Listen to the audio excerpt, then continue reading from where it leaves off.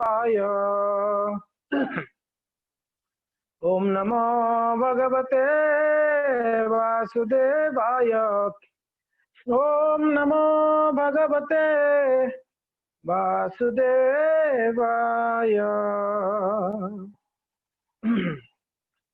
हरे कृष्ण।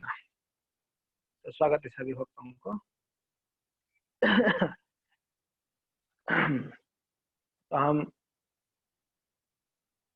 षड गोस्वामी वृंदों में अन्यतम श्री रघुनाथ दास गोस्वामी की जीवन चरित्रों को श्रवण करते आ रहे हैं कुछ दिनों से। तो रघुनाथ दास जिन्होंने जिनका पिता गोवर्धन मजुमदार और उनके ताऊ हिरण्य मजुमदार, जिन्होंने बहुत ही धनाढ़ परिवार से थे और बचपन में ही उन्होंने श्री हरिदास ठाकुर का कृपा प्राप्त किए थे और बाद में श्री चैतन्य महाप्रभु का कृपा, नित्यानंद प्रभु का कृपा प्राप्त किए। वैष्णव की कृपा से हर जगह में कृपा ही जरूरी है। कृपा ही मिला है रघुनाथ को, अभी वैष्णव शुद्ध वैष्णवों का कृपा।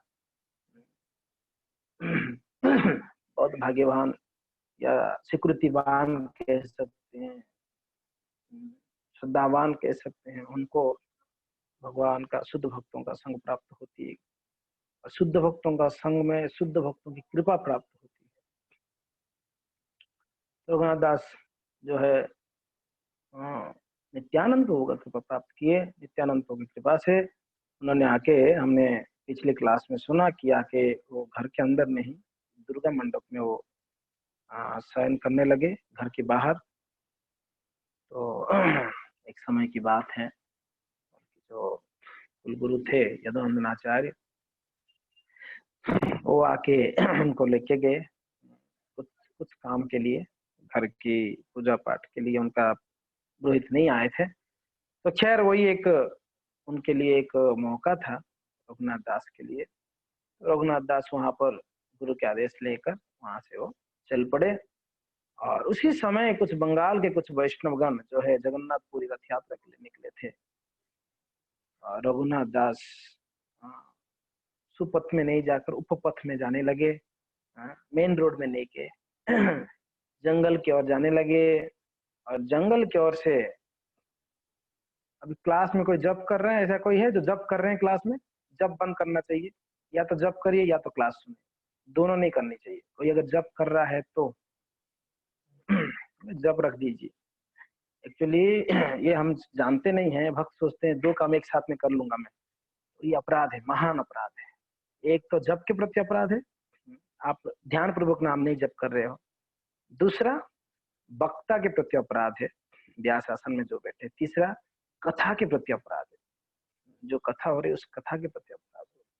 इसके लिए कभी भी ध्यान रखिएगा, हम एक साथ में दो दो काम, ये भौतिक कार्य नहीं है एक साथ में दो दो काम कर लोगे। अगर श्रवण है तो आपकी श्रवण इंद्रिय एकदम ध्यान होना चाहिए।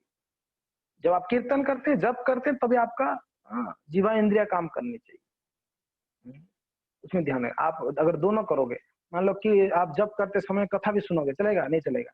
कथा सुनते समय जप करोगे, चलेगा? नहीं चलेगा। दोनों नहीं चलेगा। तो श्रवणम कीर्तनम तो ये ध्यान रखना चाहिए, साथ में करेंगे तो एक प्रकार से अपराध है। ओके, तो यहाँ पर रघुनाथ दास ने उपपथ में चलने लगे और चलते चलते चलते एक दिन में उन्होंने लगभग से लगभग कहीं 30 माइल जितना वो चल लिए थे, 30 माइल। और शाम को पहुंचे उन्होंने, शाम को किसी ग्वाले के पास, ग्वाले के घर पे रुके, थोड़ा दूध ग्रहण किए रात को, और सुबह उठ के ही उन्होंने वापस पूर्व दिशा में निकले थे, पूर्व दिशा में नहीं गए, वो उन्होंने अपना चेंज कर दिया रास्ता। भगवान उनको सब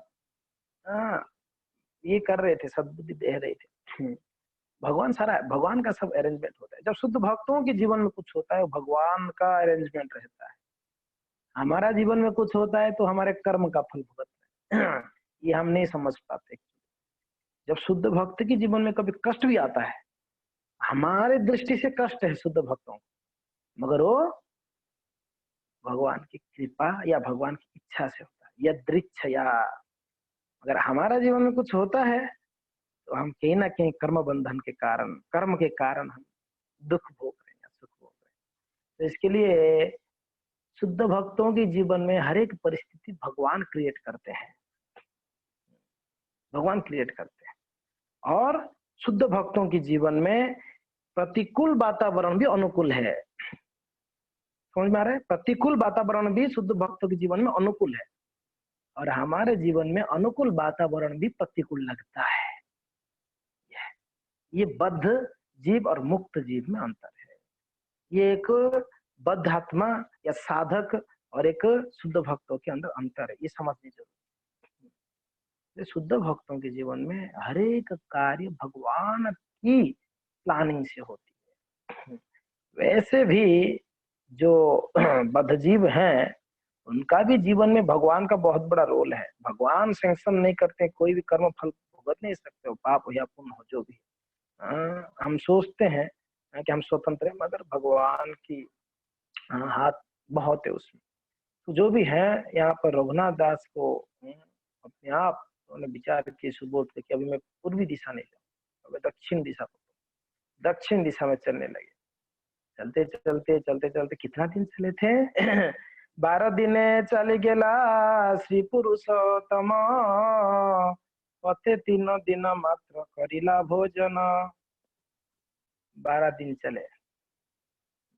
12 दिन तक चलने के बाद पुरुषोत्तम, श्री पुरुषोत्तम क्षेत्र जगन्नाथपुरी धाम में पहुंचे। आप लोग को एक होमवर्क है, क्लास के बाद मुझे जगन्नाथ जी का 10 नाम बताना है। जगन्नाथ जी का 10 नाम, कृष्ण का नहीं। कृष्ण का नाम बहुत आसान है, आप लोग लिख दोगे फटाफट। जगन्नाथ जी का 10 नाम बताने, क्योंकि ना अभी जगन्नाथपुरी पहुंच गए ना रघुनाथ दास जी। वो क्षेत्र जगन्नाथ जी का क्षेत्र है, नीलाचल क्षेत्र कहते हैं। तो जगन्नाथ जी का 10 नाम लिख सकते हैं, नहीं लिख सकते हैं? हाँ लिख सकते हैं, हाँ बोल रहे नहीं, अच्छा ठीक है, प्रयास करिएगा। क्लास के बाद हम ये पूछेंगे। तो खैर नीलाचल पुरुषोत्तम क्षेत्र में पहुंच गए रघुनाथ दास, मगर पथे 3 दिन मात्र करिला भोजन। ओनली 3 दिन उन्होंने भोजन किया है। ये देखो, भक्त जो भगवान की प्राप्ति के लिए जब क्या बोलते हैं उनके मन में अगर एक बार दृढ़ निष्पत्ति ले लेते हैं तो उनको भूख प्यास भी नहीं लगता है। वो तपस्या है, यही तपस्या है। कृष्ण की प्राप्ति के लिए स्वयं से उठाए हुआ कष्टों को तपस्या कहा जाता है। कृष्ण की प्राप्ति के लिए स्वयं जो कष्टों को उठाते हैं उसी को तपस्या कहा जाता है।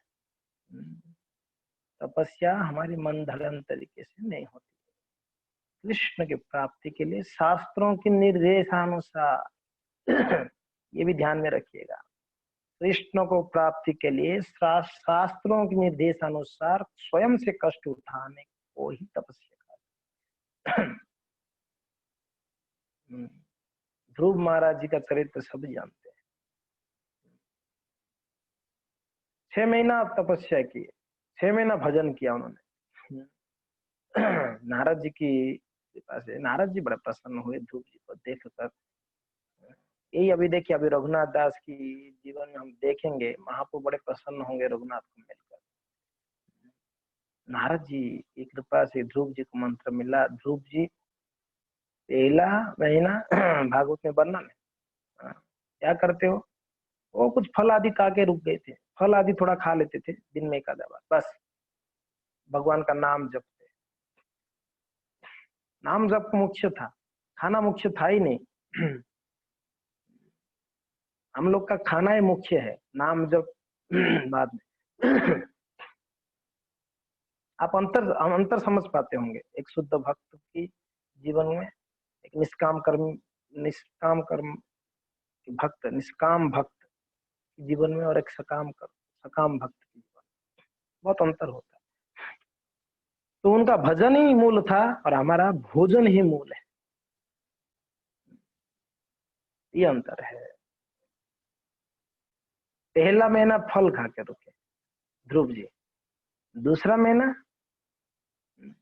वो जो पत्ते होते हैं ना, पेड़ के पत्ते, पत्ते खा के रुकते थे, दूसरा महीना पूरा पत्ता ही खाया। तीसरा महीना सूखा पत्ते, सूखे पत्ते, अभी गिल्ला पत्ते यानी कच्चा पत्ते नहीं, सूखे पत्ते खा, थोड़ा खा लेते, पत्ते चबा के खा लेते। चौथा महीना जल पी के रहे थे। पांचवा महीना हवा लेके, ओनली हवा। क्या तपस्या की होंगे ध्रुव जी, आप क्या सोच रहे हैं, ओनली हवा लेके। मगर भजन, भजन में रुकावट ही नहीं था, भजन कम नहीं किए। हम लोग का भोजन कम होते होते भजन भी कम हो ही जाता है। हम लोग का भजन डिपेंडेंट भोजन के ऊपर है, हमारा भजन डिपेंडेंट भोजन के ऊपर है। अच्छा भोजन मिलेगी क्या, तब हम भजन करेंगे। कोई कोई कहते हैं ना, भूखे भजन ना हुए गोपाला। तो हम लोग का भजन डिपेंडेंट है भोजन के ऊपर, मगर शुद्ध भक्त किसी के ऊपर निर्भर नहीं रहते अपने भजन। तो ध्रुव जी छठा महीना क्या किया, छठा महीने में हवा लेना भी बंद कर दिए, बोले बस बहुत बहुत ले लिया। अभी बस। तब जाके तीनों लोक कांपने लगा। तब ठाकुर जी, सभी देवी देवता दौड़ के गए। अरे उत्तानपाद का लड़का भयंकर तपस्या किया, उसकी तेज से पूरा तीनों लोग जल रहा है, जाओ जाओ आपको बुला रहा है, उनको कुछ कृपा करके आओ। तब भगवान आए। ऐसो आराम की जीवन में भगवान को अट्रैक्ट कर लेना, ये तो भूल जाओ कि हम भोग विलास में रहेंगे और भगवान भी दौड़ के आ जाए हमारे पास। कौन सी उदाहरण ऐसे बताओ, भोग विलास में और भगवान दौड़ के आ गए उनके पास। बिना तपस्या का भगवान को प्रसन्न करना पॉसिबल ही नहीं हो सकता। और ये भक्ति के जीवन में बहुत बड़ा बाधक है। कौन सा, भोग विलास। इसी के लिए तो रघुनाथ छोड़ के आ गए। बाधक नहीं आता तो अच्छे। रघुनाथ ने 12 दिन तक चले, सिर्फ पथे 3 दिन मात्र करिला भोजन, सिर्फ 3 दिन भोजन किए उन्होंने, बस 3 दिन। अपना जीवन का भजन भक्ति स्कैनिंग होनी चाहिए, जांच होनी चाहिए। जांच करते ना कभी कभी, बॉडी का स्कैनिंग, हार्ट का स्कैनिंग या सिर का स्कैनिंग होती है। वैसे हमारा जीवन में भी स्कैन करते रहना चाहिए, रोज स्कैन करना चाहिए, एवरीडे। कभी बीमार होते हैं तभी स्कैन होती है हॉस्पिटल में। हम लोग अभी बीमार है, हर दिन बीमार है, हर क्षण बीमार है कि नहीं है? तो स्कैन भी every day every moment scanning होनी चाहिए हमारा। क्या स्कैनिंग, कहाँ भजन में बाधा हो रही है। अब देखो कहीं कंप्यूटर में वायरस है, जो कंप्यूटर चलाए हुआ वो जानते होगा, कंप्यूटर में वायरस है, उसको स्कैन करो, ऐसे पता नहीं चलेगा कंप्यूटर वायरस है कि नहीं है। स्कैन करते हैं तो पता चलता है किसमें वायरस है। और ओनली स्कैन करने से चलता है क्या काम? आपने स्कैन कर लिया कंप्यूटर को, बस चलेगा? पता पता चल भी जाएगा तो क्या करोगे? स्कैन आपने तो, उसमें वायरस तो है, आप जितना डेटा डाल रहे हो वो सब उड़ जा रहा है, पता नहीं कहाँ उड़ रहा है। हम भजन खूब कर रहे हैं मगर पता नहीं कहाँ जा रहा है, अभी भी वही क्रोध काम लोभ मोह है। एंटीवायरस चाहिए। क्या है? वायरस को उड़ानी है, एंटीवायरस चाहिए। विदाउट एंटीवायरस सिर्फ स्कैन करने से नहीं चलता है, एंटीवायरस जरूरी है। तो भक्ति जीवन में भक्तों को हर दिन स्कैन करनी चाहिए अपना। आज कितना काम क्रोध लोभ कम हुआ या बढ़ा कि क्या हुआ? आज सुबह जप में कितना मन लगा के जप किया था मैंने ध्यान पूर्वक। आज कथा श्रवण में क्या सीखा, मेरे जीवन में क्या कमी रह गया और मुझे और क्या करना, ये सब स्कैन है जी। और स्कैन करने के बाद एंटीवायरस क्या है? जो कमी है उसको अपनाना है, ये एंटीवायरस।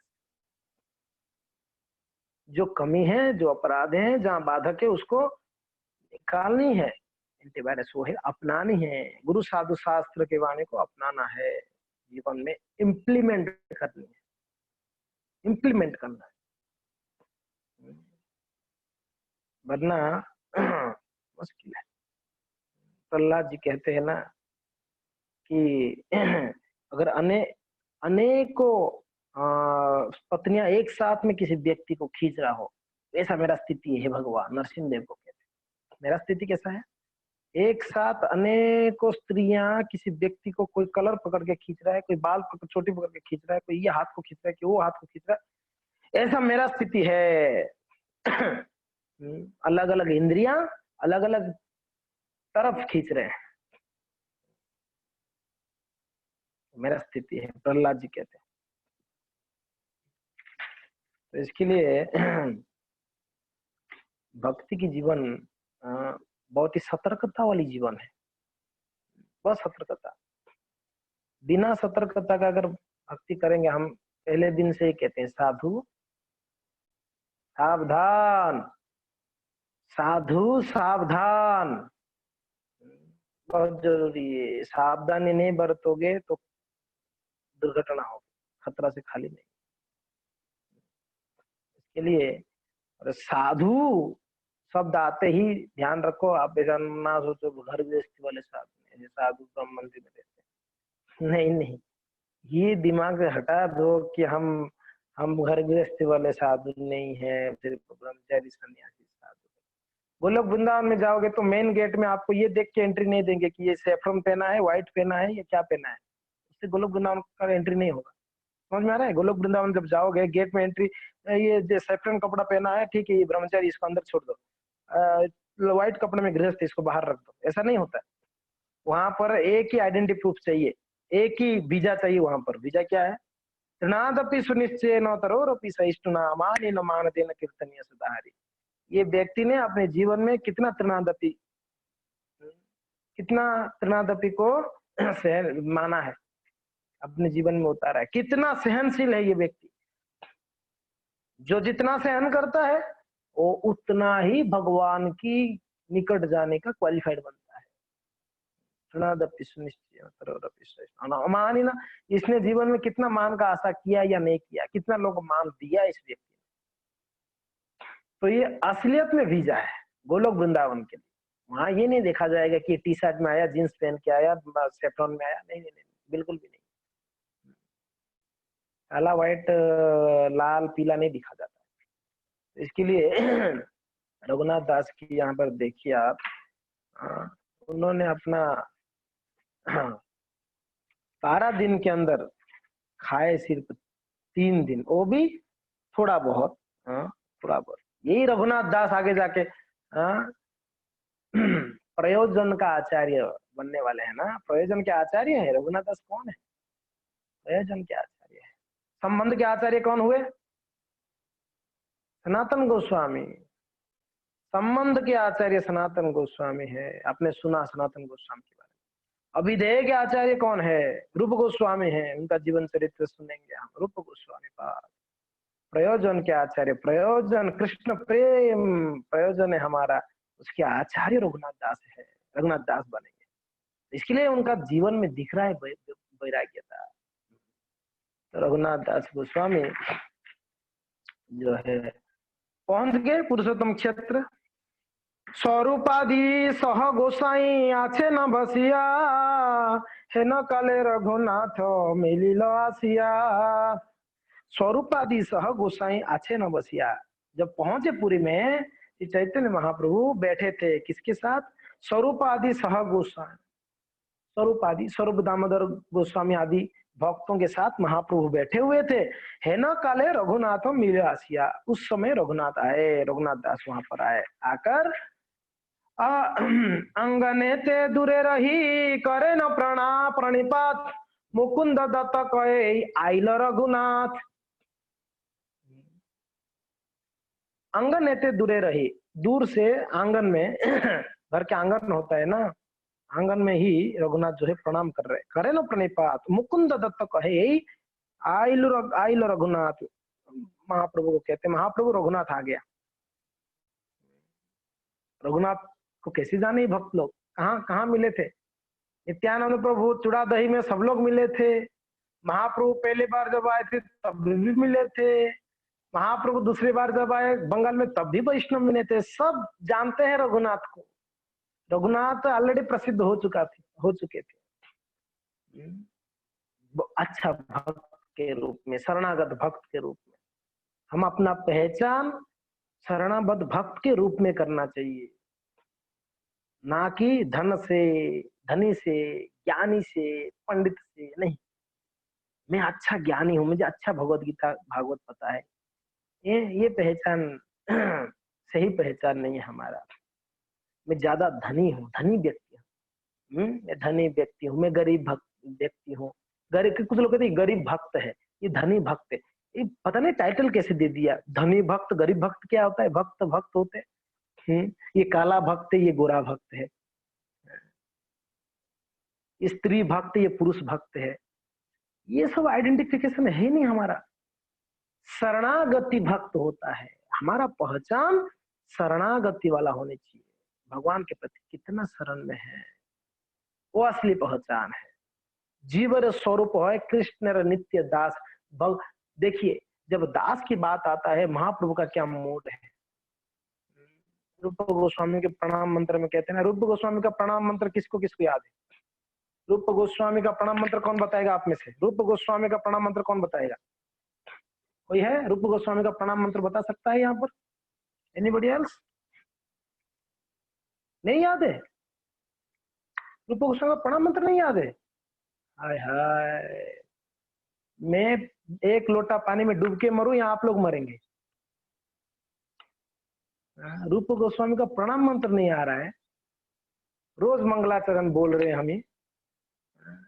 श्री चैतन्य मनोभीष्टम स्थापितम जैन भूतले स्वयं रूप कदा मह्यम ददाति स्वपदांतिकम। याद आ गया कि नहीं याद आया अभी तक? प्रणाम मंत्र को समझकर याद करिए, किनका प्रणाम मंत्र है। अब वो तोते जैसा रटे रहोगे तो क्या होगा? प्रणाम मंत्र पता तो होनी चाहिए। हम नमो विष्णुपादाय कृष्ण पृष्ठाय भूतले श्रीमते भक्ति वेदांत स्वामी बोल तो रहे, किसका प्रणाम मंत्र है ये पता तो होनी चाहिए। अभी रूप गोस्वामी का प्रणाम मंत्र रोज बोल रहे हैं हम लोग, एवरीडे, क्लास से पहले तो बोलते ही है, मगर पता नहीं कि ये रूप गोस्वामी का प्रणाम मंत्र है। याद होना। तो श्री चैतन्य मनोभीष्टम, श्री चैतन्य मनोभीष्टम स्थापितम जैन भूतले। रूप गोस्वामी के बारे में क्या बताया गया? श्री चैतन्य मनोभीष्टम, चैतन्य महाप्रभु की मन के अभिष्ट को जानने वाले, चैतन्य महाप्रभु के मूड को जानने वाले। चैतन्य महाप्रभु के मन में क्या चलता है और रूप गोस्वामी जानते थे। चैतन्य महाप्रभु बोलते मेरे मन में जो चलता है वो दो जन को पता है, रूप गोस्वामी को, रूप को और स्वरूप दामोदर को, ये दोनों को पता है मेरे मन में क्या चल रहा है। चैतन्य महाप्रभु के मन में क्या चल रहा है किनको पता है? रूप, स्वरूप दामोदर। भगवान के मन में क्या चलता है और राधा रानी के अलावा और किसको नहीं पता होता? कृष्ण के मन में जब तो चैतन्य महाप्रभु के मन में क्या चलता है? स्वरूप दामोदर, रूप को। इसलिए रूप गोस्वामी के प्रणाम मंत्र में क्या बताया गया? श्री चैतन्य मनोभीष्टम, चैतन्य महाप्रभु के मन को समझने वाले। चैतन्य महाप्रभु का मनोभीष्टम क्या है? चैतन्य महाप्रभु का मन कैसा है, उनका भाव कैसा है? चैतन्य महाप्रभु का गोपी भर्तु पद कमलयो दासो दासानुदास, ये चैतन्य महाप्रभु का मूड है मन। गोपी भर्तु पद कमलयो दास दासानुदास। अब बताइए, दास दासानुदास, अब प्रभुपाद जी क्या कह रहे हैं? 100 टाइम दास, 100 दासों की दास। इतने सारे बॉसों का सेवा करने में टाइम मिलेगा अपने बारे में सोचने के लिए? हाँ जी, इतने सारे दास, सब लोग बॉस है हमारे जीवन में। तो हम दास, हम स्वीकार किया हम दास हैं। जब स्वीकार किया दास तो सबका सेवा करनी पड़ेगी, है कि नहीं है? सबको प्रसन्न करनी पड़ेगी। अभी नौकर का क्या अपना सुख है? आप बताइए, कोई नौकर का अपना सुख है कुछ? नौकर का जीवन बॉस के लिए है। सब्जी भी लाता है तो भी किसके लिए? खुद के लिए थोड़ी, बॉस के लिए लाता है। कुछ भी काम करता है बॉस के लिए, बॉस के सुख उसका सुख है। वो एक बार एक बॉस मालिक बोला, अरे क्या हो गया आज रोटी में कम कम घी वाला घी क्यों लगाया इतना, नहीं ज्यादा घी क्यों लगाया, पूछ लिया इतना घी क्यों लगाया आज रोटी में। बोले वो गलती से मेरा प्लेट आपको चला गया, वो इधर लाइए, आपका प्लेट ये वाला है जिसमें कम घी लगा हुआ। ये आजकल की नौकर लेखो, खुद खाएगा खुद खूब घी लगाकर, और उस मालिक को देते समय थोड़ा घी लगा के रोटी देते। नहीं नहीं, ये नौकर नहीं है। नौकर यानी दास, यानी हमेशा बॉस की प्रसन्नता, बॉस की सेवा, उनकी प्रसन्नता के लिए कार्य करें। तो हम लोग स्वीकार किया अपने जीवन में, वैष्णव के जीवन में, भक्तिमय जीवन में हम दास है। दास सिर्फ बोलने से दास नहीं होता है, सबकी सेवा करके प्रसन्न, यानी कहने का तात्पर्य कि हम लोगों का कोई खुद की इच्छा, खुद की सुख कुछ नहीं है जी। जो भी सुख है वैष्णव की जो सुख दिया जाता है वही सुख, हमारे खुद का कोई सुख नहीं। और मगर वैष्णव की एक महानता क्या है, दूसरों को सेवा करके सेवा सुख ले लेते हैं। सेवा करके जो आनंद लेते हैं वैष्णव लोग, और दूसरा लोग नहीं ले पाते। आनंद आता है कि नहीं आता है, कब वैष्णव का सेवा करिए, क्या आनंद आती है, हाय हाय, बहुत आनंद। आप खा के जितना आनंदित नहीं हो पाएंगे, खिलाकर उतना आनंदित होंगे वैष्णव। ये सेवा सुख है। तो खैर, तो यहाँ पर दास, मैं ये कह रहा था हमारा परिचय क्या होना चाहिए। हमारा परिचय ना धनी गरीब, ना पतला मोटा, ना बूढ़ा ना बच्चा, ना स्त्री ना पुरुष, ना गोरा ना काला। हमारा परिचय होनी चाहिए, हमें कृष्णदास, हाँ? हमें कृष्णदास, और कृष्णदास यानी दास यानी शरणागत होना चाहिए। नौकर बोलता है मैं आपका सेवक हूँ, मैं आपका नौकर हूँ, मैं आपका सेवक, मगर शरणागत नहीं है, तो वो नौकर अपना ही सोचेगा, बॉस के बारे में कभी नहीं सोच सकता, मालिक के बारे में नहीं सोचेगा। व्यक्ति शरणागत होगा तो हर क्षण मालिक के बारे में सोचेगा। तो इसके लिए हम कृष्ण की शरणागत भक्त बने, शरणागत भक्त। यहाँ पर मैं ये कह रहा था कि श्री रूप गोस्वामी का प्रणाम मंत्र में कहते हैं, श्री चैतन्य मनोभीष्टम और स्थापितम जेन भूतले। जेन भूतले, जिसने धराधाम पर, भूतल पर स्थापना की। क्या स्थापना की? चैतन्य महाप्रभु की मॉडर्न मिशन को स्थापना की जिन्होंने। हम लोग को क्या कहा जाता है? रूपानुग। हम लोग को क्या कहा जाता है? रूपानुग, यानी रूप गोस्वामी की अनुगत में भजन करने वाले हैं हम लोग, इसलिए हम लोगों को रूपानुग कहा जाता है। हम सभी रूपानुग है। रूप गोस्वामी कौन है? रूप मंजरी है। हम राधानुग नहीं है। हम कृष्णानुग नहीं है, हम रूपानुग है। मंजरियों की शरण में रह क्या, हम लोग का गोलोक वृंदावन में भी यही स्वरूप है, मंजरियों की अनुगत में सेवा करना। मंजरियां सखियों की अनुगत में सेवा करते हैं, सखियां राधा रानी की अनुगत में सेवा करते हैं। समझ में आ रहा है? तो हम लोग का स्थिति क्या है? हम रूपानुगा है, रूपानुगा। तो श्री चैतन्य मनोविष्टम स्थापितम जेन भूतले स्वयं रूप कदा मह्यम ददाति स्वपदांतिकम। तो श्री रूप गोस्वामी को मेरा प्रणाम है। हम ये कह रहे थे कि यहाँ पर रघुनाथ दास गोस्वामी जब पहुंचे तो उन्होंने प्रणाम किए। प्रणाम करने के बाद वहां पर मुकुंद दत्त, ये आई लो रघुनाथ, आगे रघुनाथ आगे। तो रघुनाथ सबको, सब भक्त रघुनाथ को पहचानते थे। एक अच्छा भक्त को सब याद करते हैं, सब याद रखते हैं, लेकिन नहीं, एक अच्छा भक्त हो ना, उसको सब याद रखते हैं। ओ प्रभु जी, ओ माता जी, बहुत अच्छे भक्त है। अच्छा भक्त यानी अच्छा व्यवहार, अच्छा आचरण, अच्छा साधना। और क्या है अच्छा भक्त यानी? क्या हम अच्छा भक्त है? क्या दिखने में अच्छा लिपस्टिक और आई ब्रो वगैरह लगाकर, कान में को ये लगाकर, थोड़ा बाल अच्छे सजाकर, वो अच्छा भक्त है? अच्छा साड़ी पहन लिया या अच्छा जीन्स पहन के, वो अच्छा भक्त है? नहीं नहीं नहीं नहीं। अच्छा भक्त यानी अच्छा आचरण, अच्छा व्यवहार, अच्छा साधना, इसी को अच्छा भक्त कहते हैं। बहुत जरूरी है वैष्णवों के लिए। हमारा व्यवहार, हमारा व्यवहार, हमारा आचरण, व्यवहार, आचरण और हमारा साधना। तो जो भी है यहाँ पर रघुनाथ को सब जानते थे, उनके आचरण, उनके व्यवहार, कितनी कैसे व्यवहार था, बड़े कोमल व्यवहार था। हाँ? बड़े प्रेम की व्यवहार था। बड़े प्रेम की व्यवहार था। हाँ, रघुनाथ भले ही घर त्याग कर आते, मगर जाने से पहले सेवकों से लेते धन और सारे वैष्णव को देते। हमने पढ़ा। हाँ? नित्यानंद प्रभु की पानी चूड़ा दही, पानी हाटी चूड़ा दही में भी वैष्णवों को जाने से पहले कुछ धन था उनके पास भी। हाँ? महाप्रभु जब पहले बार आए थे तब भी कुछ लोग को धन देके दधाती, प्रेम की व्यवहार जानते थे। तो रघुनाथ सबको प्रिय थे क्योंकि ना उनका बड़ा विनम्रता का व्यवहार था, बड़ा विनम्रता थे। थोड़ा भी अहंकार नहीं था कि मैं गोवर्धन का लड़का हूँ, मेरे पास धन इतना है। डुबा देता है व्यक्ति को धन। तब ये खैर यहाँ पर चैतन्य महाप्रभु आगे कहेंगे, मुकुंद जब तक कहे यही आयल रघुनाथ, प्रभु कहे न आइसो तेहो धरिला चरण, उठी प्रभु कृपा तारे कैला लिंगन। महाप्रभु बोले रघुनाथ आया। रघुनाथ का नाम सुन के महाप्रभु गदगद हो गए, रघुनाथ आया। रघुनाथ नाम सुनते रघुनाथ आके तब तक चरण पकड़ लिए थे, दूर से प्रणाम किए थे महाप्रभु को। जैसे मुकुंद दत्त बोले कि रघुनाथ है, तुरंत महाप्रभु रघुनाथ आया कहा, तब तक आगे चरण पकड़ लिए। महाप्रभु देखे नहीं रघुनाथ, तो उनको उठाकर गले में आलिंगन करे ठाकुर। हाँ? उठी प्रभु कृपा तारे कोयला कोयला आलिंगन।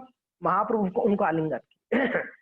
आलिंगन कौन करता है, किसको करते हैं? बहुत ज्यादा करीब जो होंगे ना उन्हीं को हृदय में लगाते हैं। कोई सबको आलिंगन कोई थोड़ी ना करता है। हम लोग का व्यवहार हेलो हाय वाला है, दूर से ही है, हेलो बाय हेलो टाटा, यही हमारा व्यवहार है। क्यों? दिल से किसी के प्रति प्रेम नहीं। मगर जो वैष्णव संबंध है कैसा है, हृदय वाला, दो हृदय मिलना, दो वैष्णव का हृदय को मिलना, ये प्रेम की व्यवहार है, ये वैष्णव व्यवहार है। तो यहाँ पर अभी बताइए महाप्रभु का क्या स्तर है, रघुनाथ का क्या स्तर है? महाप्रभु स्वयं भगवान है। आप थोड़ा विचार करिए, महाप्रभु स्वयं भगवान, उनकी चरणों में जब रघुनाथ गिरते महाप्रभु उनको गले में लेते हैं। ओहो, भगवान कहना चाहते हैं जगह यहाँ पर नहीं, आपका चरणों में यहाँ पर है, मेरा हृदय में आपका जगह, आलिंगन कर। ये प्रेम है महाप्रभु का, ये प्रेम है। और महाप्रभु यहाँ पर देखो कितना वैष्णव सदाचार को दिखला रहे हैं। उन्होंने ये नहीं देखा कि ठीक है रघुनाथ न्यू भक्त है, न्यू भक्त है, अभी अभी तो जुड़ रहा है, अभी अभी तो आया मेरे पास, न्यू न्यू डिवोटी है। नहीं नहीं, कोई कितना दिन से जुड़ा है उससे नहीं मापा जाता ये न्यू डिवोटी है, पुराना डिवोटी है, ओल्ड डिवोटी है। कौन कितना मेच्योर है, कौन कितना व्यवहार अच्छा व्यवहार करता है, कौन कितना अच्छा भक्ति करता है, वो उतना अच्छा भक्त। तो खैर महाप्रभु उनको आलिंगन किए, गदगद हो गए थे महाप्रभु रघुनाथ को देखकर। आलिंगन किया, प्रभु कहे न आईस तो ए धरिला चरण, उठी प्रभु कृपा तारे कैला आलिंगन। स्वरूपादि सबु भक्तेर चरण बंदिला, प्रभु कृपा देखी सबे आलिंगन कैला। तो स्वरूप दामोदर आदि जो भी वहां पर भक्त गण थे, रघुनाथ ने महाप्रभु की चरण वंदना की, उसके बाद सारे वैष्णवों को प्रणाम किए। ऐसा नहीं भगवान मिल गए तो अभी मेरे जीवन में और कोई जरूरत नहीं है। अभी भक्त यहाँ ठाकुर जी मिले, और आए किसके लिए थे? किसके लिए आए थे? रघुनाथ चैतन्य चरण प्राप्त करने के लिए आए थे। उनका यही इच्छा था। इसका अर्थ ये नहीं था कि वो वैष्णव को इग्नोर करना है। कोई कोई एक वरिष्ठ वैष्णव आता है तो हम दूसरे को पूछते भी नहीं। ये प्रभु जी के साथ मेरा संबंध तो ये वो अपना बॉम्बे की टेम्पल प्रेसिडेंट आया हुआ है, इनके साथ मेरा रिलेशन है, इसलिए यहाँ के उदयपुर की क्या ये सब ऐसे ही। थर्ड क्लास का विचार है ये। नीच विचार है, इस प्रकार विचार। वैष्णव कितना भी ऊपर बढ़ जाए फिर भी वो अपना वैष्णवता को नहीं भूलता है, अपने वैष्णव आचरण को नहीं भूलता है, वैष्णव कभी भी नहीं। तो इसके लिए यही सब देखिए, यही वैष्णव सदाचार यही है जो हमने इतना दिन से रघुनाथ दास की जीवन पढ़ रहे हैं, सुन रहे हैं, यही वैष्णव सदाचार, कोई अलग नहीं है। रघुनाथ के जीवन से यही शिक्षा दे। वो एक भक्त कह रहे थे, प्रभु जी आप बहुत स्ट्रांग बोलते हैं। मैं स्ट्रांग नहीं बोल रहा हूँ, शास्त्र में स्ट्रांग बताया गया है, हमने ढीला ढाला करके रखे हैं भक्ति को। भक्ति ढीला ढाला वाला चीज ही नहीं है जी। आप स्ट्रांग बोलते हैं, मैं स्ट्रांग नहीं बोल रहा हूँ। स्ट्रांग तो ये चैतन्य चरितमृत भागवत गीता प्रमाण है, इसमें बताया गया। कहाँ पर बताइए छूट दिया गया भक्ति में, कहाँ पर छूट दी गई है कि नहीं नहीं कर सकते हो? नहीं, मना की गई है। हम लोग ने चला रहे थे, आज तक चला रहे थे, चलाने जाएंगे तो और चलेगा, कहीं जन्म जन्मांतर चला सकते हैं हम इसको। चलने दो गाड़ी, उस भक्त को चलने दो, गाड़ी चल रहा है ना, और क्या है, हो रहा है सब कुछ। चलाने के लिए जाएंगे तो कहीं जन्म जन्मांतर निकल जाएगा, चलता रहेगा आपका ऐसे ही। जब तक हम दृढ़ निष्पत्ति लेकर सीरियस भक्त नहीं होंगे, गंभीर भक्त नहीं होंगे, तब तक भक्ति का असली टेस्ट नहीं प्राप्त कर। गंभीरता के बिना कैसे भक्त, बताइए? क्या जीवन मजाक मस्ती का जीवन थोड़ी है भक्ति वाला? मजाक मस्ती का तो जीवन है ही नहीं भक्ति का। नहीं है। यहाँ पर देखिए, अभी महाप्रभु बतलाएंगे तो स्वरूप आदि सब भक्तेर चरण बंदिला, और प्रभु कृपा देखी सब आलिंगन कोइला। ये सबके चरण पकड़ पकड़ कर प्रार्थना कर रहे हैं, आप लोग कृपा करिए, आप लोग आशीर्वाद दीजिए, आप महान भक्त है। तो सब लोग उनको उठा उठा के आलिंगन कर रहे थे, क्योंकि महाप्रभु आलिंगन किए। महाप्रभु को देखकर सीखना। ये कहता है यद आचरति श्रेष्ठ, जो बड़े जो आचरण करते हैं उनसे सीखते हैं बाकी छोटे हैं। बड़ों के आचरण देखकर भक्त सीखते हैं। सुबह कोई भक्त से चर्चा होती, वो कह रहे थे सिर्फ बैठ के ऑर्डर देने थोड़ी होता है। हाँ बोला कि सही बात है, सिर्फ ऑर्डर देने से नहीं होता है, खुद करके दिखाना है, आचरण करके दिखानी होती है। ये हमारा वैष्णव परंपरा। ऑर्डर देने वाला ऑर्डर कैसे दे सकता है? हर एक भक्त एक दूसरे का दास अगर मानता है तो ऑर्डर दे ही, दास के ही बॉस का ऑर्डर देता है क्या? हो ही नहीं सकता है। विनती किया जा सकता है, विनम्रता से विनती, रिक्वेस्ट। आज्ञा देने का शक्ति हमारे पास कहाँ आ जाएगा? आज्ञा देने का शक्ति हमारे पास नहीं, हम विनती कर सकते हैं बस। गुरु होने पर भी गुरु कभी आज्ञा नहीं दिए शिष्यों को, गुरु विनती करते हैं, मेरा रिक्वेस्ट है। रामानुजाचार्य के जीवन में देखिए, रामानुजाचार्य किनको आदेश दिए थे? रिक्वेस्ट है, विनती किए रामानुजाचार्य। भक्ति के मार्ग में कितना भी आगे चला जाए, भक्त हमेशा विनम्रता से क्या करता है? अधीनता को स्वीकार करता है। ये भक्ति का, प्रगति का मूल सूत्र है। अधीनता को स्वीकार कर कर, अधीनता को स्वीकार किया मीन्स उनके आज्ञा को आपको पालन करना है, क्योंकि ना आपने अधीन में हो। राजा के अधीन में कोई है सेना, तो राजा की बाकी बातों को सुनना पड़ता है, उनके आदेश। हम अधीनता स्वीकार किए, तो जब आदेश मिलती है तब है, आप आदेश नहीं दे सकते, आप भी दास हो, ये हम नहीं बोल सकते। समझ में आ रहा है ना? आज वैष्णव सदाचार हमेशा ध्यान रखो मेरे लिए है। मेरे लिए है, सामने वाले के लिए नहीं है, मेरे लिए।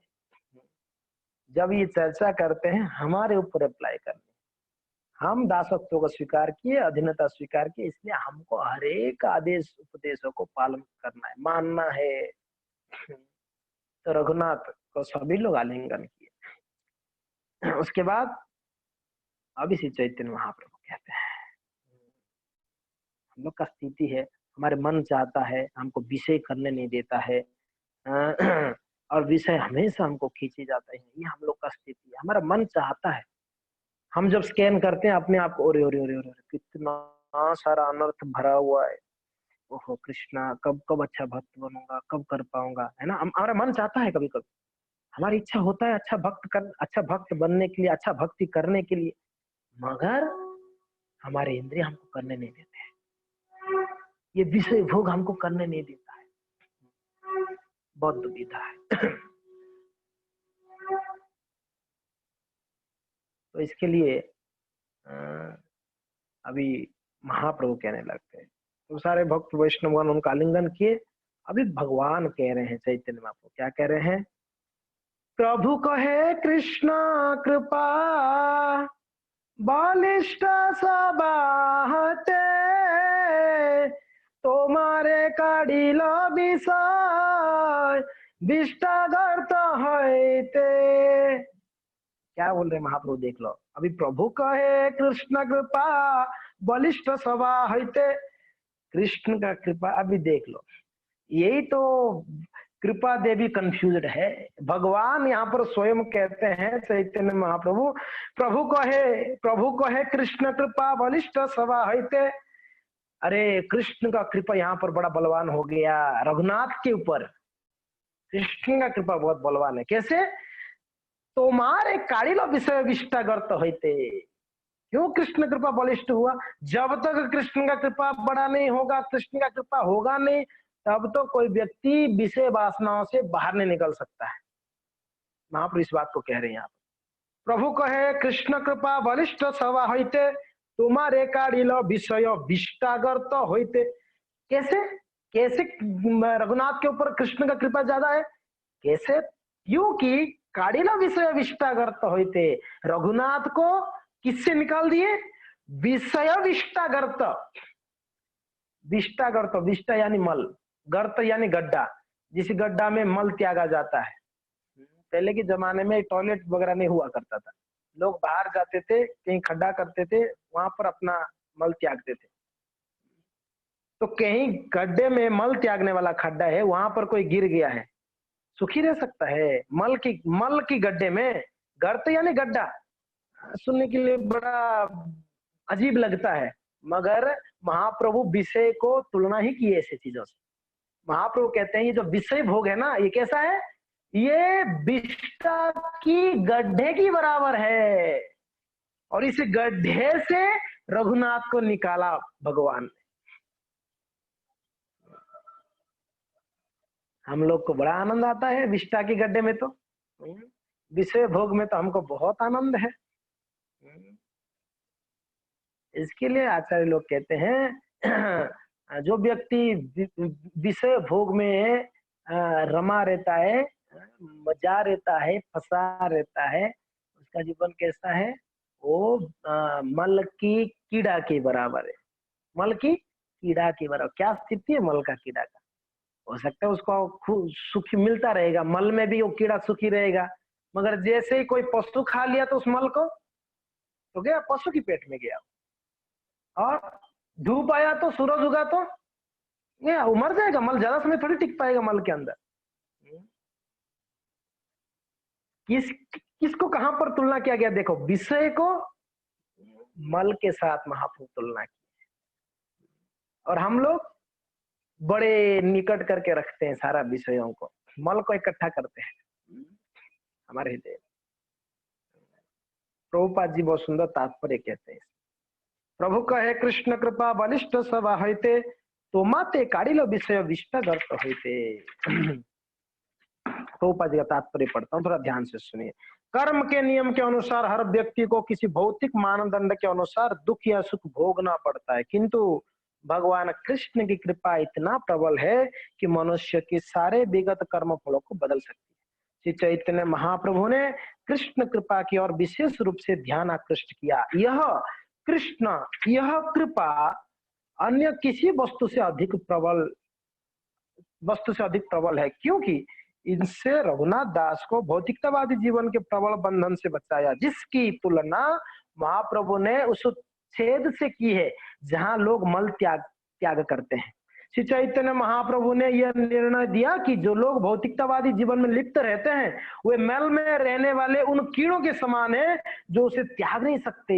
मल के कीड़े मल को त्याग नहीं सकते हैं, उनका वो सोचते हैं हमारा जीवन ही मल है, हाँ, एक गृहव्रत जिसने सुविधा पूर्ण घर जो वास्तव में दुख से भरा होता है उसमें रहने का दृढ़ संकल्प किया है, वो गर्हित अवस्था में रहता है। केवल कृष्ण की कृपा ही उसे ऐसे कष्ट से बचा सकती है। प्रभुपाद जी क्या बोल रहे हैं? एक घर गृहस्थी वाला जो विषय भोग में लगा हुआ है, घर को ही अपना जीवन मान के रखा है, ये यहाँ पर ही सब सुख है, वो सच में बड़ा भयावह स्थिति में है, गर्हित अवस्था में है। उसको वहां से निकलना किसी की बस की बात नहीं, जब तक कृष्ण का कृपा नहीं होगा। समझ में आ रहा है? भगवान का कृपा बहुत जरूरी है। हमने बहुत प्रयास करने के बाद भी जब तक कृष्ण कृपा नहीं होगी तो हमारा प्रयास बिल्कुल वृथा हो जाएगा, बिल्कुल वृथा हो जाएगा। तो इसके लिए अभी धृतराष्ट्र धृतराष्ट्र महाराज जी का नाम धृतराष्ट्र क्यों रखा गया? आचार्य लोग कहते हैं वो राष्ट्र के प्रति इतना सख्त था, अपनी कुर्सी के प्रति, देश के प्रति, इसलिए उनका नाम धृतराष्ट्र हुआ। आजकल तो हम सब धृतराष्ट्र ही है, धृतराष्ट्र। हम अपना अपना घर, अपना अपना परिवारजन, अपना अपना कुर्सी पोजीशन को हम नहीं छोड़ते हैं, तो हम भी धृतराष्ट्र के ही फॉलोअर्स हैं। आनंद आ रहा है ना? धृतराष्ट्र शब्द सुन के हम भी धृतराष्ट्र, वाह वाह वाह वाह वाह। हाँ जी, धृतराष्ट्र महाराज जी, अभी देखो धृतराष्ट्र महाराज जी का मनस्थिति आप देख लो। जब ये राज्य देना था, पांडवों का ही राज्य था, उनकी बच्चों ने छीना राज्य को, छल करके छीना। एक शब्द नहीं बोला धृतराष्ट्र की ये बच्चों का दे दो, पांडवों का दे दो, नहीं बोले। और उसी कुर्सी में बैठे, उसी कुर्सी में, कुर्सी नहीं छोड़े। युवराज दुर्योधन युवराज था, फिर भी कुर्सी तो महाराज धृतराष्ट्र ही पकड़ के रखे थे कुर्सी को। हुआ क्या? इसी कुर्सी को नहीं छोड़ने के कारण क्या हो गया? महाभारत युद्ध हुआ। भगवान ने बोले कि भैया दे दो ना, उनका आधा राशि उनको दे दो ना। बोले कि कुछ नहीं देंगे। धृतराष्ट्र महाराज सब सुन रहे थे, ऐसा नहीं है धृतराष्ट्र महाराज पता नहीं है, सब सुन रहे थे बैठकर। भगवान का जब शांति दूत बन के ठाकुर जी आए थे, भगवान, धृतराष्ट्र सब सुन रहे थे। भगवान उनको रिक्वेस्ट किया आधा राज्य दे दो, नहीं दिए। वहां नहीं रुका सकते लड़का को, नहीं, उनका आसक्ति था ना, अगर ये राज्य चला जाएगा तो मेरा सत्ता चला जाएगा, मेरा पोजीशन चला जाएगा। ये भी एक लोगों के लिए सुख ही है, सुख है, सुख, कुर्सी का सुख, पोजीशन का सुख, पोस्ट पोजीशन का सुख। भक्त होकर भी पोस्ट पोजीशन का आशा में फिरते रहते हैं, तो भक्त क्या प्रगति करेगा जीवन में? हमारे आचार्य लोग पद पोजीशन छोड़ छाड़ के आए हैं भजन करने, और हम लोग भजन करने के आके लिए पद पोजीशन खुद ढूंढते हैं मंदिर में भी। कितना हम लोग का दुर्बुद्धि है, आप सोच सकते हैं। गुरु का आदेश है किसी को, और गुरु ने बोला कि ये आप संभालो, अलग बात है। हम अधिकारी, मुझे चाहिए ये पोस्ट, मैं कुछ बनना चाहता हूँ, मंदिर का कुछ बनना चाहता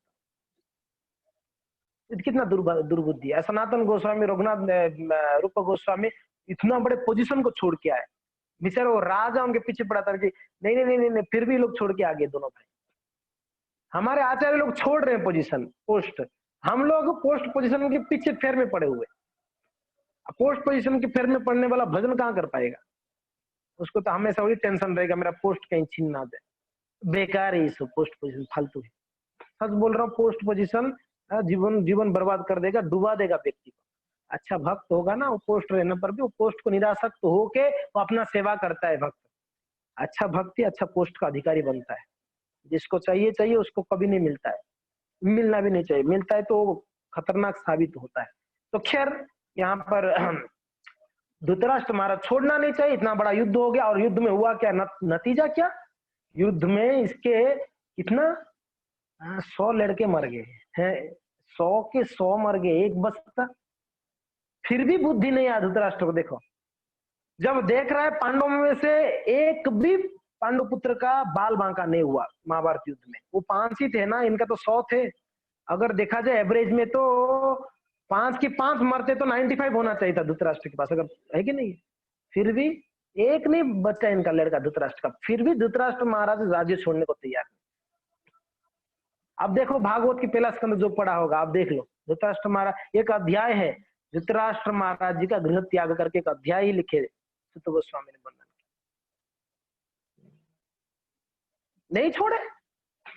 महाभारत युद्ध के बाद भी अब ये पांडव लोग तो भक्त आदमी थे, ये लोग बोले कि महाराज आप ही स्वीकार, आप ही इस कुर्सी का अधिकारी, आप ही हैं, आप ही बैठिए। ये भक्त का स्वभाव होता है।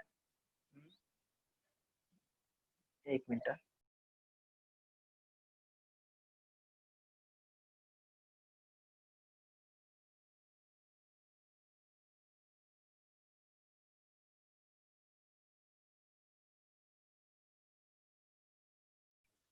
तो धृतराष्ट्र महाराज राज्य तब भी नहीं छोड़े थे। पांडव लोग बोले कि महाराज राज्य तो आपका ही, आप ही राजा बने। बोलना चाहिए था ना कि अभी मैं क्या, मैं बूढ़ा हो गया, अभी मेरे कोई लड़के भी नहीं है, नहीं नहीं नहीं। फिर भी धृतराष्ट्र महाराज नहीं छोड़ा कुर्सी, बस वो पोस्ट। ये बहुत बड़ा एक नशा है जी, कुर्सी पोस्ट पोजीशन में बहुत बड़ा नशा है, बड़ा खतरनाक चीज है। अच्छा है, खास करके इमेच्योर भक्तों को ऐसा स्थिति कभी नहीं आना चाहिए जिसके द्वारा उनका और पतन हो सकता है। हम संभाल नहीं सकते हैं, क्या संभालेंगे आप? पोस्ट संभालेंगे कि भजन संभालेंगे? हम अपना भजन को संभालने के लिए कितना चैलेंजेस आता है, आप जानते हैं कितना चैलेंजेस है भजन में। कितना स्ट्रगलिंग करना पड़ता है, गिरते हैं, उठते हैं, खींचा टानी कर कर 16 माला करते हैं हम लोग, बाप रे बाप। इतना हमारा जीवन में परेशानी भजन करने के। और ऐसा स्थिति में क्या हम लोग ऊपर ऊपर से वापस हो? मैंने देखा है जो पोस्ट पोजीशन के पीछे पड़ा ना, वो भक्ति में आगे नहीं बढ़ पाया, वो नीचे गिर गया मगर आगे नहीं बढ़ पाया। ये सत्य बात। तो धृतराष्ट्र महाराज जी का स्थिति देखो, क्या आसक्ति है। मैं बोल रहा हूँ विषय भोग के प्रति कितना आसक्त है वो व्यक्ति, छोड़ा नहीं है, छोड़ा नहीं है। हो भीम ने लाके उनको खाना देते थे, भीम लाके उनको खाने के लिए देते थे धृतराष्ट्र को। ये भीम उनके 100 पुत्र को मारने वाला है, वो ये खाना लाके देते, धृतराष्ट्र खाते। आपने सुना ही होगा, देखा भी होगा सीरियल में, कितना क्रोध था धृतराष्ट्र महाराज जी का, बहुत क्रोधी थे। और उनके मन में चल रहा था अगर मौका मिले तो ये इसको तड़ी पार कर दूंगा भीम को, इसने मेरे 100 पुत्रों को मारा। और भीम जब भी मारते, 18 दिन युद्ध में हर दिन मारने के बाद भीम शाम को चिल्लाकर गर्जन करके बोलते युद्ध क्षेत्र में, आज उस अंधा धृतराष्ट्र को बोल दो उसका 25 लड़के हो गए, काम तमाम कर दिया मैंने। सेकंड दिन जब मारते बोलते कि उस अंधे को बोल दो आज 5 और मिल गए, उसमें 30 हो गया। तीसरा दिन फिर हर दिन युद्ध के अंत में, और भीम का गर्जन तो कितना भयंकर गर्जन पता है, चिल्लाते तो हालत खराब हो जाता लोगों का। बहुत बहुत जोरदार सिंहनाद था उनका, तो चिल्ला के बोलते थे उस अंधे को बोल दो। और वहां पर कौन देख रहे थे, महाभारत युद्ध का वर्णन कौन कर रहे थे? संजय जी वर्णन करते हुए बोल रहे हैं कि आज गए महाराज, पहले दिन में इतने आपके हो गए, और मारा कौन? भीम ने मारा है। घर में बैठे बैठे युद्ध का पूरा परिणाम सुन रहे थे, लाइव टेलीकास्ट कर रहे थे संजय जी महाराज। वो व्यक्ति फिर भी देखो, ये लोग अभी भी राज्य नहीं छोड़ रहा, और भीम दे रहा तो खा रहे थे। भीम को आलिंगन करने बुलाया, आपने सुना है ना, महाभारत में वर्णन है, भीम को आलिंगन करना, मैं आलिंगन करना चाहता हूँ आपको, आपने इतना सेवा किया। तो भगवान ने बोले कि आप मत जाओ। धृतराष्ट्र महाराज बहुत शक्तिशाली थे जी, बहुत शक्तिशाली थे, भले अंधे क्यों नहीं थे मगर शक्तिशाली थे। तो भगवान ने वो दुर्योधन है ना, भीम का एक लोहे का पुतला बनाया था, और गदा से उसको पीटता था रोज। जितने जब भी गुस्सा आता ना भीम के ऊपर, गदा से जाके वो पुतला को पीटता था अपना गुस्सा उतारने के लिए। बड़ा बड़ा ईर्ष्या था उसको। वो वाला पुतला लोहे का एकदम निदा पुतला था, मीन्स पूरा लोहे से बना हुआ था। वो बोले ये पुतला जो पास में गया, पुतला को दबाया। धृतराष्ट्र महाराज का शक्ति देखो, पूरा मीन्स अंदर पुतला नहीं था, पूरा भरा हुआ था, मीन्स पूरा लोहे से बना हुआ था एकदम अक्का। उस लोहे की पुतला को दबाकर तोड़ दिया, फूट गया लोहा का पुतला। धृतराष्ट्र महाराज इतना ईर्ष्या था, फिर भी धृतराष्ट्र महाराज राज्य नहीं छोड़े। कौन राज्य छोड़ा है पता है धृतराष्ट्र महाराज जी को? हाँ, उनकी भाई, उनकी भाई विदुर जी महाराज जी की बात सुनकर हालत खराब। विदुर जी आए, विदुर जी थे ना, हाँ विदुर जी थे, यस। हम्म, विदुर जी आए, बोले कि बाप रे बाप। अब कई लोग बोले थे महाराज अब ये सब छोड़ो, राज्य पाठ छोड़ो, भजन करो, क्या ये समय पर। धृतराष्ट्र ने पहले एक बार विदुर जी भी बोले थे, सुने नहीं थे। विदुर जी जब आए घर पे, बोले कि हो, अब विदुर देख लो, अब वो अध्याय सबको पढ़नी चाहिए। कौन सा अध्याय पता है? धृतराष्ट्र महाराज का गृह त्याग वाला अध्याय, बहुत मजेदार है। अरे ऐसे ऐसे डांटे ना, ऐसे फटकारे ना इनको धृतराष्ट्र महाराज को, पूछा मत। कैसे शब्द बोले पता है उनके भाई को? बोले कि एक पालतू कुत्ता जैसे पड़े हुए हो आप, उन लोग के टुकड़ों में पल रहे हो आप, टुकड़ों में भीम लाके उस भीम की टुकड़ा खा रहे हो आप। हो शर्म धर्म नहीं है? आपकी 100 पुत्रों को मारने वाला वही भीम ना, उसकी उसकी पालतू कुत्ता बन के पड़े हुए, वो जो देते हैं उसके खाते हो। अब धृतराष्ट्र महाराज एकदम हालत खराब हो गया। बहुत सुना है, बहुत सुना है। भोर भोर में, रात पूरा होने से पहले पहले धृतराष्ट्र घर छोड़ दिए थे, सुबह होने से पहले धृतराष्ट्र घर छोड़े थे। विदुर जी बोले अब भी निकलो, टाइम नहीं है, सुबह तक पता नहीं मूड चेंज हो जाएगा, अब भी निकलो। बेग बेग तो बेग क्या, छोड़ो सब, निकलो अभी। धृतराष्ट्र रातों रात निकले थे घर छोड़कर। साधु जो होते हैं ना, वो एकदम तीक्ष्ण तीक्ष्ण बाण जैसा बात करते हैं। वो कभी भी ऐसे नहीं है, चापलूसी करने वाला तो साधु ही नहीं। चापलूसी क्या करेगा साधु? तीक्ष्ण धार जैसा एकदम उनकी वाणी होता है, हृदय में लगता है ना, एकदम विदीर्ण हो जाता है हृदय। वो विदुर जी महाराज जैसे थे। नहीं तो हम कैसे छोड़ेंगे? इतना दिन का आसक्ति को काटना इतना आसान है? कौन सी तलवार से काट सकते? बाहर की कोई तलवार है जो आपके आसक्ति का गांठ को तोड़ दे, काट दे? हृदय ग्रंथिम कहा जाता है इसको। भागवत में कहा गया हृदय ग्रंथिम छिंदन्ति हृदय ग्रंथिम। कब छिंदन होता है? जब भक्तों की मुख से तलवार जैसे बाण आती है, उस वाणी से, भक्तों की वाणी से हमारे हृदय ग्रंथि टूटती है, कटती है। तो खैर यहाँ पर रघुनाथ दास को कहते हैं महाप्रभु कि बाबा कृष्ण का बड़ा कृपा है। तो प्रभुपाद महाराज यहाँ पर कह रहे हैं कृष्ण के कृपा के बिना घृणित भवपास से निकल पाना संभव नहीं है। बेचारा जीव अपनी इच्छा से भौतिकता व आदि स्थिति को त्याग नहीं पाता। जीव इच्छा करके भी नहीं त्याग पाता है, बहुत कठिन है त्यागना। जब कृष्ण की विशेष कृपा होती है तभी वो उसे त्याग पाता है। श्री चैतन्य महाप्रभु भली भांति जानते थे कि रघुनाथ दास पहले से ही मुक्त हो चुका है, फिर भी उन्होंने जोर देकर कहा कि धनी पिता का पुत्र होने के कारण रघुनाथ दास का विलासपूर्ण जीवन, जिसमें सुंदर पत्नी तथा अनेकों नौकर है, मल की खाए के तुल्य है। इस तरह महाप्रभु ने विशेष रूप से इंगित किया कि भौतिक सुविधाओं तथा पारिवारिक जीवन से अत्यंत सुखी सामान्य लोग मल के कीटों के किसी तरह से श्रेष्ठ नहीं है। आसक्त जीव के बारे में बताया गया, आसक्त व्यक्ति के लिए, उस गृहस्थ के लिए बताया गया है। उस गृहस्थ तो गृह मेधी कहा जाता है, जो अपने घर में विषय भोग के लिए गृहस्थ जीवन का अपना है, वो गृह मेधी है, गृहस्थ नहीं है। गृहस्थ एक आश्रम होता है, आश्रम में नियम कानून है। जब आश्रम की बात आते हैं ना, तो हम गृहस्थ है नहीं, हम गृहस्थ आश्रम वाले हैं। हम गृहस्थ सिर्फ गृहस्थ नहीं है, हम गृहस्थ आश्रम के हैं। आश्रम शब्द जब जुड़ता है तो आश्रम में नियम कानून है। जो ब्रह्मचारी आश्रम कहा जाता है, आश्रम में नियम कानून है। 9 बजे लाइट्स बंद होनी चाहिए, नियम है। अभी कोई ब्रह्मचारी ऐसे नहीं बोलेगा नहीं मैं तो 12 बजे तक मैं बस जागूंगा पढ़ूंगा, नहीं, नियम है बाबा, 8-9 बजे लाइट बंद होनी चाहिए। सुबह 3:30 जगना है, नियम है। तो जैसे ही ब्रह्मचारी आश्रम में नियम है, वैसे ही गृहस्थ आश्रम में नियम है। नियम के बिना आश्रम नहीं कहला जाएगा, फिर उसको आश्रम नहीं। इसके लिए हम सब आश्रम में, ध्यान रखिए, आश्रम में, आप भी आश्रम में, हम भी आश्रम में, सन्यासी अपने आश्रम में। तो आश्रम, आश्रम शब्द का अर्थ ही नियम है। डिसिप्लिन कहते हैं ना अंग्रेजी में, डिसिप्लिन। डिसिप्लिन का हिंदी अर्थ क्या होगा? डिसिप्लिन मीन्स अनुशासन। अनुशासन। डिसिप्लिन अनुशासन।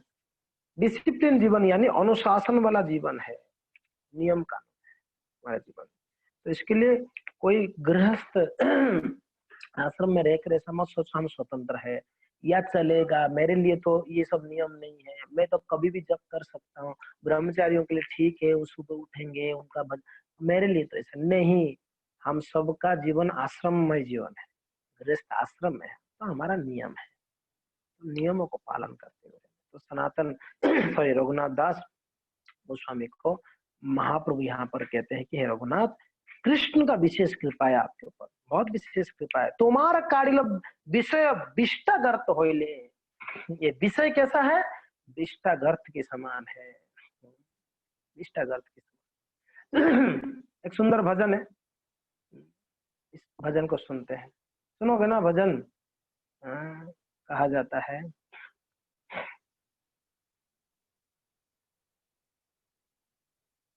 बहुत सुंदर भाव है। गोपीनाथ मम निवेदन सुनो, विषयी दुर्जन सदा का मेरा तो किछु नहीं मोर गुण। गोपीनाथ, हे गोपीनाथ, हे गोपियों की नाथ, हे प्रभु, मम निवेदन सुनो, मेरे निवेदन को सुनिए। आप जूम कर सकते हैं इसको अपने स्क्रीन में। मम निवेदन सुनो, विषयी दुर्जन, विषयी दुर्जन सदा काम रत किछु नहीं मोर गुण। कैसे हूं मैं? विषयी, विषयी दुर्जन, विषयी हूं, एक नंबर का विषय भोगी हूं, विषयी। दुर्जन, सजन नहीं हूं, बिल्कुल दुर्जन हूं।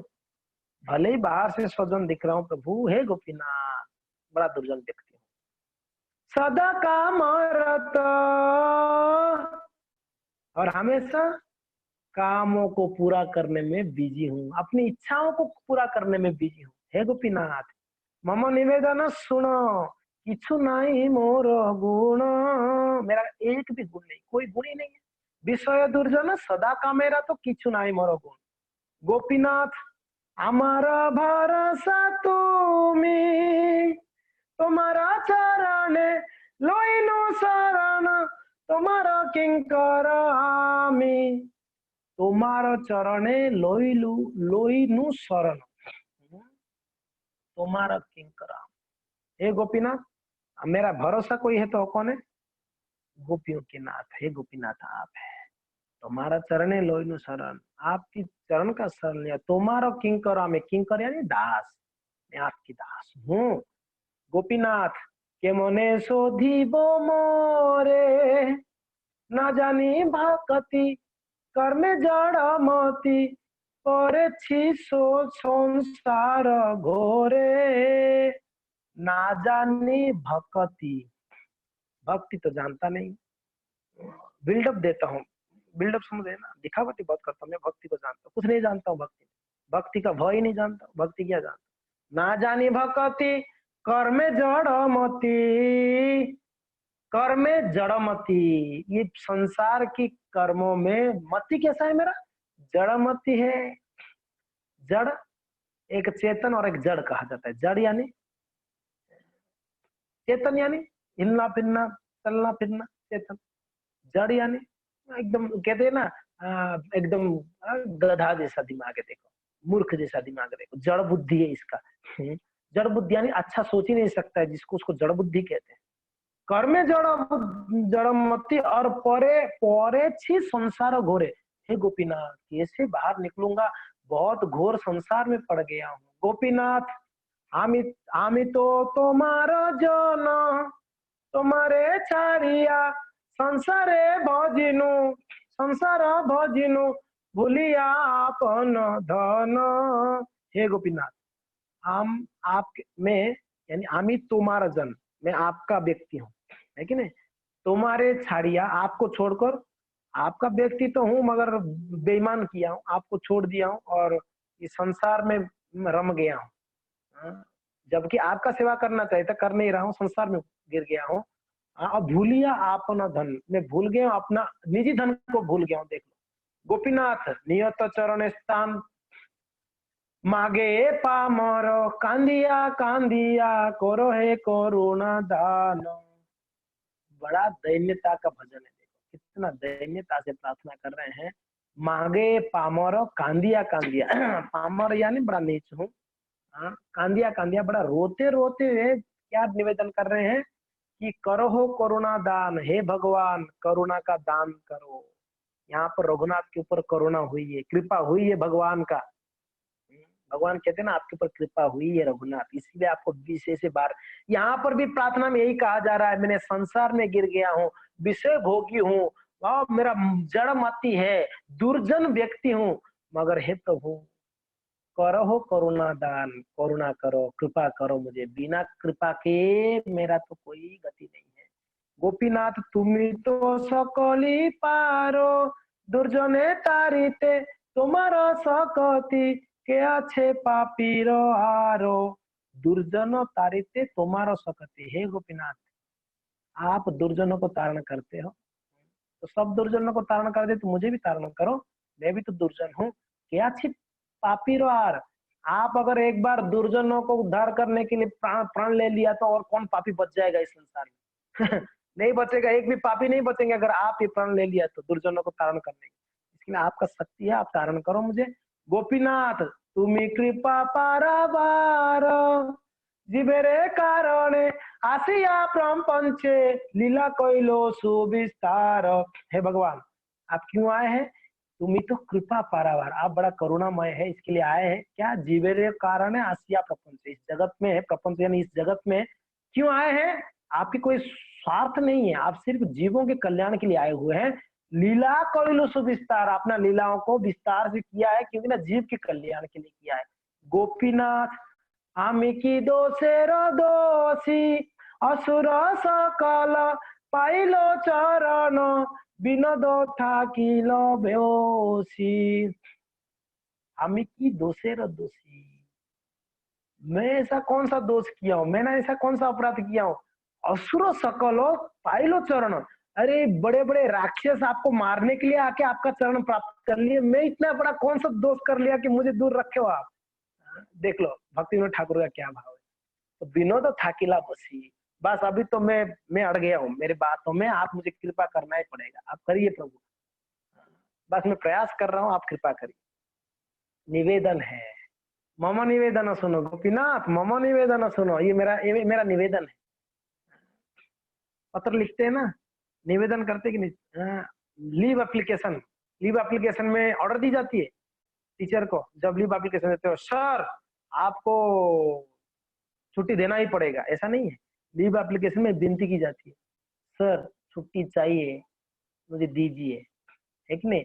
कलेक्टर को कुछ अप्लाई करते तो उसमें रिक्वेस्ट लेटर्स होता है बड़े लोगों के पास, तो यहाँ पर भक्ति विनोद ठाकुर का ये रिक्वेस्ट लेटर है भगवान के पास। प्रभु निवेदन सुनो, हे गोपीनाथ मम निवेदन सुनो, मेरे निवेदन को सुनिए, मेरा ये निवेदन है। मैं अधिकार से नहीं बोल रहा, निवेदन है। बड़े बड़े राक्षसों को उद्धार कर दिए मैंने, ऐसा कौन सा ये कर दिया मुझे ये दूर रखे हुए। तो इसके लिए वो कौन एक भक्त कहते हैं ना कि भाई हम में इतना भगवान का थोड़ी प्रिय है, भगवान का प्रिय है वो देखिए, वो हिरण्यकशिपु प्रिय है, हिरण्यकशिपु कितना प्रिय, उसको गोद में लेके भगवान ने बैठे नरसिंह देव। हम प्रिय नहीं है, हमको तो भगवान ने नजदीक ही नहीं आने देते हैं। हिरण्यकशिपु कितना प्रिय होगा, भगवान उनको गोद में लिया, भले किसके लिए लिया, हम गोद में तो लिए ना, भगवान की गोद में किसी ने सोया तो कितना बड़ा भाग्य है। तो बड़े बड़े असुर लोगों को आपने मुक्ति दिया, उसने आपके चरण प्राप्त करे वो लोगों ने, असुर होकर मैंने इसे क्या अपराध किया, मेरा निवेदन है आप ये विषय दुर्जन सब पाप में रत हूँ, विषयी हूँ, तो इसमें सब निकाल के मुझे थोड़ा आपका कृपा करो तभी निकल पाऊंगा। यहाँ पर इसी बात को कहा जा रहा है, भगवान कृपा किए रघुनाथ के ऊपर, तब रघुनाथ वहां से निकल पाए। बोले कि विषय कैसा? विष्टागर्त। ध्यान रख लीजिए इस बात को, विषय विष्टागर्त। ये विषय कैसा है? मल का गड्ढा है। मल के गड्ढे में अगर कोई गिर गया, आनंद लेगा मल के गड्ढे में? हाय हाय हाय, क्या स्थिति होगा उसका। इस बात को यहाँ पर भगवान ने सभी के सामने कहते हैं, देखो ये रघुनाथ के ऊपर कितना कृपा है भगवान, ये ऐसा स्थिति से बाहर आया है। क्यों? प्रभुपाद जी तात्पर्य में कहते हैं क्यों कि भले ये भोगी नहीं था, फिर भी आसपास भोग था, और ये आसपास की भोग कभी भी अटैक कर सकता है। आप ऐसा मत सोच लो विषयों के बीच में रह के हम बच जाएंगे, ये हमेशा खींचेंगे आप भोग करने के, छोड़ेंगे। इसके लिए कृपा, बहुत कृपा है, इसके लिए सब त्यागा, ये सब चीज तो त्याग कराया रघुनाथ। खैर रघुनाथ दास गोस्वामी का जीवन महिमापूर्ण है। तो अभी भगवान महाप्रभु बोलना शुरू किए हैं, अभी बोल रहे हैं, क्या आगे बोलेंगे पता नहीं। अभी अभी तो बोले कि इनके ऊपर बड़ा कृपा है। हम आगे का चर्चा कल करेंगे। हरे कृष्णा। श्रील प्रभुपाद की जय।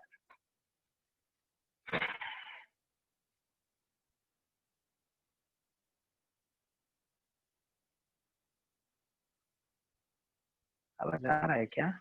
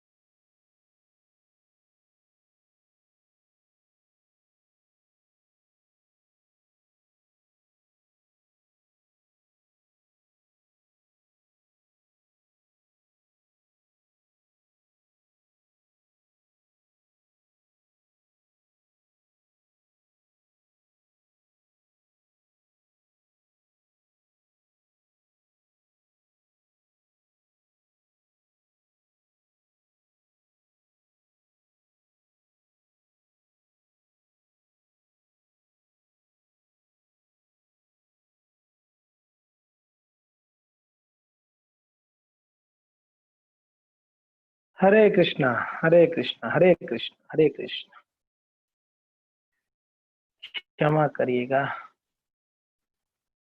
ओके, ठीक है। आवाज आ रहा है?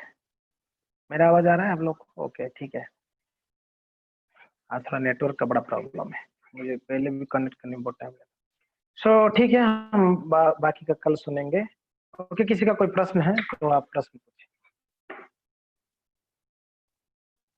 हाँ, सुमन माता जी, ये रिकॉर्डिंग खत्म नहीं हुआ।